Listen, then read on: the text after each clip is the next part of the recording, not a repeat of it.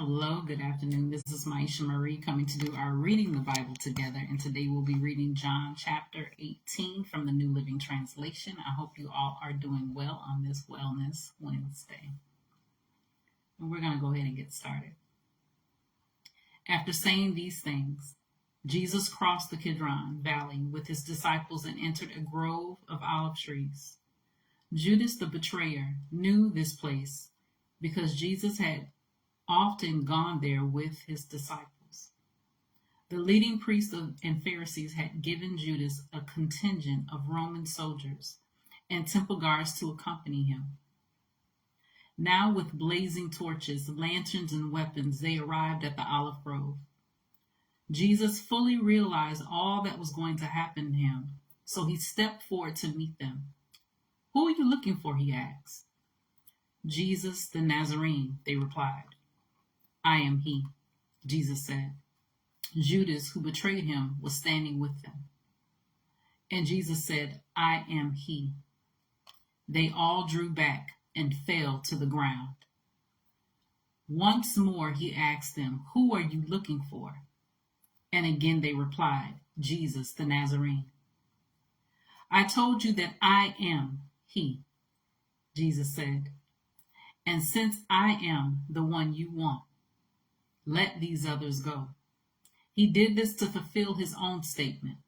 "I did not lose a single one of those you have given me." Then Simon Peter drew a sword and slashed off the right ear of Malchus, the high priest's slave. But Jesus said to Peter, "Put your sword back into its sheath. Shall I not drink from the cup of suffering the Father has given me?" So the soldiers, their commanding officer, and the temple guards arrested Jesus and tied him up. First they took him to Annas, since he was the father-in-law of Cephas, the high priest at that time. Cephas was the one who had told the other Jewish leaders, "It's better that one man should die for the people." Simon Peter followed Jesus, as did another of the disciples.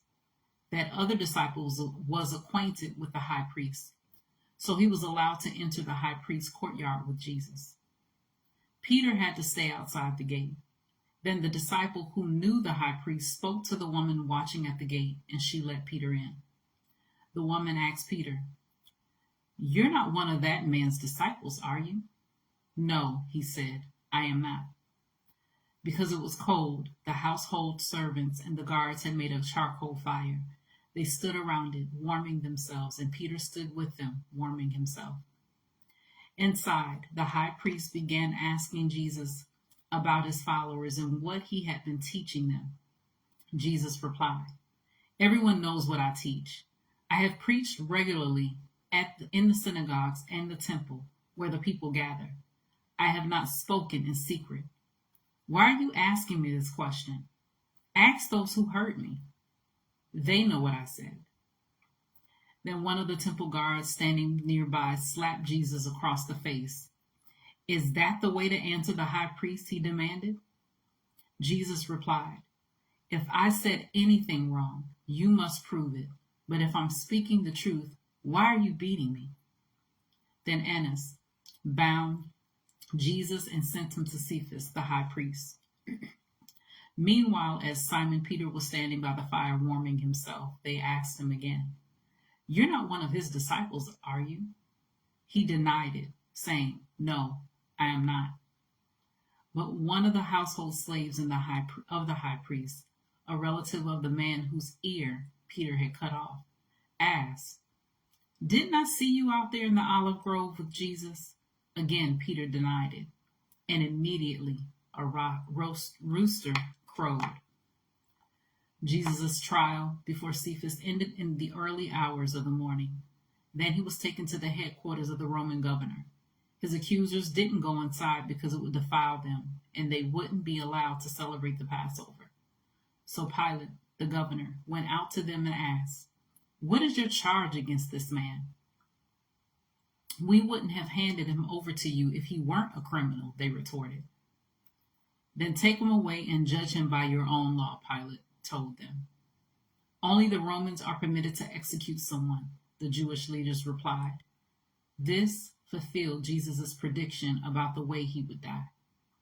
Then Pilate went back into his headquarters and called for Jesus to be brought to him. "Are you king of the Jews?" he asked him.